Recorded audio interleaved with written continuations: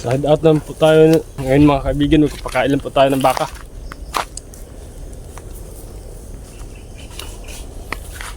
Shout out nga po muna pala tayo, shout out nga po pala kay Auntie Nancy sa Tornillo dyan sa Paliparan, Cavite, pati na kay Dante Rosas na sa Manila ngayon, kay Romulo Tiro na laging sumusubaybay ng ating videos.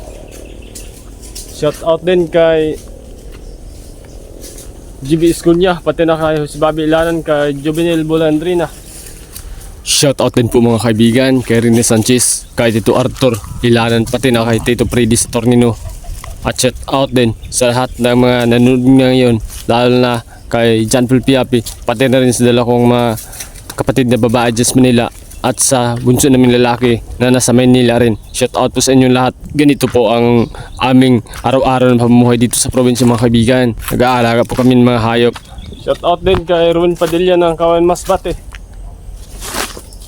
para may madudukot pag may emergency na mga hindi natin inasahan mga pangyayari. Makikita lang namin na may mga pananim, ay masahin na rin kami, pati na mga lagan ng mga hayop ay kontento na rin kami sa aming buhay dito sa probinsya. Shoutout din pala kay Lars Mauas na nasa Lucy na ngayon na ating nakasama noong nakarang buwan dito sa Kawayan Masbate. Maya-maya po ng kundi mga kaibigan ay pakakainin na rin natin ang ating mga alagang baka. Ito nga po pala ang aking mga alagang aso mga kaibigan na lagi kong kasama rito sa hideout, at sa anman ako magpunta dito bandas may mga bukid-bukid ay ito po ang lagi sumasama sa akin, at parang kaibigan ko na rin sila.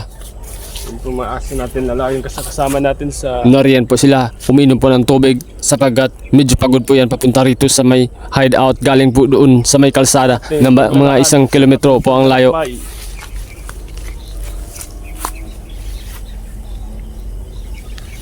Napaka-peaceful nga po naman talaga dito sa probinsya mga kaibigan, at dito sa may bandang hideout sapagkat wala pong mga kabahayan rito na ating makikita, at presko rin ng hangin rito na ating malalalang. Ayan na po mga aso natin, umiinom po sila ng tubig sa kasalukuyan. Sila po ang lagi natin kasama rito sa hideout at sa aking paglalakbay. Hanggang sa susunod nga po pala, purihin ang Diyos sa lahat ng pagkakataon.